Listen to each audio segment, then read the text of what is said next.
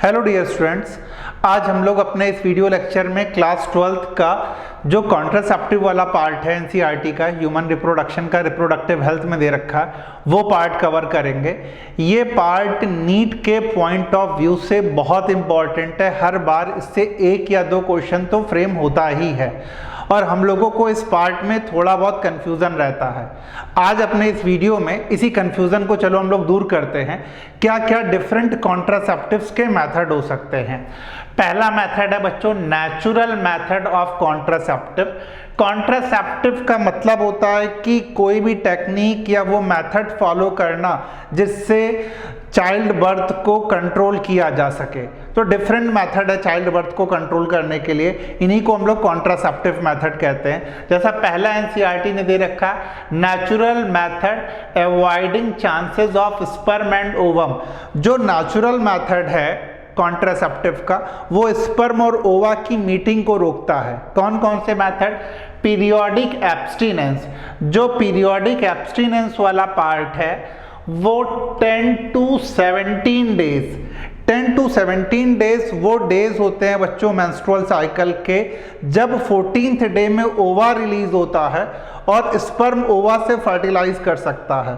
तो कपल्स को एडवाइस किया जाता है कि इस पर्टिकुलर टाइम पीरियड में उन्हें अवॉइड करना है। तो periodic abstinence, abstain from coitus during 10 to 17 days of menstrual cycle. Natural method है, ऑब्वियस बात है, कोई साइड इफेक्ट तो नहीं होगा, लेकिन चांसेस ऑफ फेलियर बहुत हाई होगा। सेकेंड, विड्रॉल और कोइटस इंटरप्टस अवॉइडिंग इंसेमिनेशन। जो मेल पार्टनर है वो सीमेन को इंसेमिनेट नहीं करेगा फीमेल जेनाइटल ट्रैक्ट में। दिस इज विड्रॉल और कोइटस इंटरप्टस। लैक्टेशनल एमिनोरिया और लैक्टेशन एमिनोरिया, बेबी बॉर्न होने के बाद फीमेल की बॉडी में प्रोलैक्टिन का लेवल बहुत हाई रहता है। हाई लेवल ऑफ प्रोलैक्टिन के कारण LH इनहिबिट होगा। LH इनहिबिट होगा तो ओवा रिलीज नहीं होगा। This is called lactation amenorrhoea. Ovulation and cycle do not occur. Comment section में बताइए कि लैक्टेशन एमिनोरिया कितने मंथ तक के लिए चाइल्ड बर्थ को प्रिवेंट कर सकता है, अप टू विच मंथ ये इफेक्टिव है।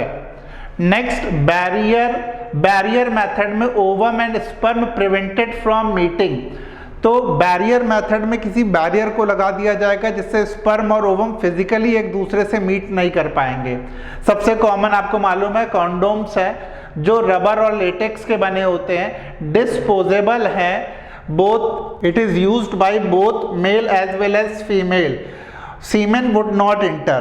तो कॉन्डोम्स का इस्तेमाल फीमेल कॉन्डोम्स भी आते हैं, मेल कॉन्डोम्स भी आते हैं और दोनों ही जेंडर के वाया इसका यूज किया जाता है। ये रबर या लेटेक्स के बने होते हैं। Diaphragm cervical caps vault, rubber के बने हुए हैं to cover cervix for female. यानी डायाफ्राम सर्वाइकल कैप और वॉल्ट फीमेल के लिए हैं। ये रीयूजेबल हैं। स्पर्मिसाइडल क्रीम, जेली या फोम का अगर इस्तेमाल किया जाएगा तो इनकी इफेक्टिवनेस और बढ़ जाएगी। तो diaphragm cervical cap vault rubber के बने हैं, किसे कवर कर रहा है? सर्विक्स को फीमेल में। ऑब्वियस बात है फीमेल के वाया यूज होंगे। नेक्स्ट है आईयूडीज यानी intra uterine devices. Intra uterine devices को यूटेरस में इम्प्लांट किया जाता है, यूटेरस में इंसर्ट करते हैं। नॉन मेडिकेटेड, कोई मेडिसिन नहीं है, नॉर्मल सिंपली कॉपर के वायर होते हैं नॉन मेडिकेटेड। तो नॉन मेडिकेटेड में लिपिस लूप एक तो पहला कॉमन है। लिपिस लूप को सिंपली वायर है जिसे यूटेरस में इम्प्लांट कर दिया जाएगा। ये स्पर्म की फैगोसाइटोसिस को प्रमोट करता है। तो phagocytosis of sperm in uterus जो कॉपर रिलीज करेगा, ऐसे भी आईयूडीज है जो कॉपर रिलीज करेंगे, जैसे कॉपर टी है, कॉपर 7 है, मल्टीलोड 375 है। ये स्पर्म की मोटिलिटी को रिड्यूस कर देता है। जो कॉपर है वो स्पर्म की मोटिलिटी अगर रिड्यूस कर देगा तो स्पर्म ओवा को फर्टिलाइज नहीं कर पाएगा। हार्मोन रिलीजिंग, ऐसे भी आईयूडीज हैं जो हार्मोन रिलीज करेंगे। कौन कौन से हैं? प्रोजेस्टेसर्ट और LNG20। प्रोजेस्टेसर्ट प्रोजेस्ट्रॉन डेरिवेटिव है, LNG20 levonorgestrel, levonorgestrel it is also progesterone derivative. और जो हार्मोन रिलीजिंग होते हैं वो यूटेरस को अनसुटेबल कर देंगे जिससे इम्प्लांटेशन ना होने पाए, साथ में सर्विक्स को भी होस्टाइल कर देंगे जिससे स्पर्म एंट्री ना लेने पाए।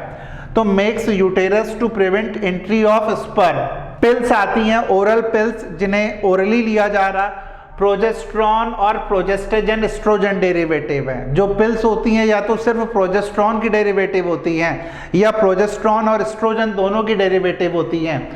Inhibit ovulation, implantation, alter quality of cervical mucus to prevent entry of sperm. Yes, जो हार्मोन रिलीजिंग है वो ओव्यूलेशन को भी इनहिबिट करती हैं, इम्प्लांटेशन को भी इनहिबिट करती हैं, सर्विक्स को भी होस्टाइल कर देंगे जिससे स्पर्म एंट्री ना लेने पाए।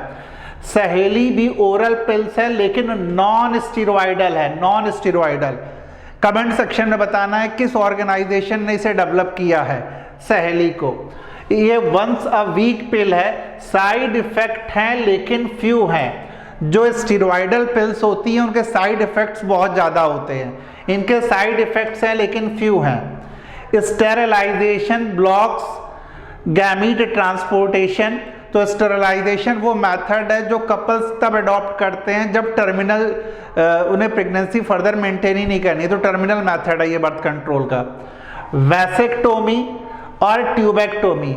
वैसेक्टोमी ऑब्वियस बात है मेल के वाया, ट्यूबेक्टोमी ऑब्वियस बात है फीमेल के वाया। वैसेक्टोमी में एक स्मॉल इंसिजन, एक छोटा सा कट लगाया जाता है स्क्रोटम में, छोटा सा कट स्क्रोटम में लगा करके वास डिफरेंस को कट करके लाइगेट कर देते हैं। और ट्यूबेक्टोमी में एब्डोमेन रीजन में छोटा सा इंसिजन किया जाएगा। यह वेजाइना के द्वारा भी पॉसिबल है कि जो फैलोपियन ट्यूब है उसे कट करके लाइगेट कर दिया जाए। तो ये टर्मिनल मेथड है स्टेरिलाइजेशन वाला।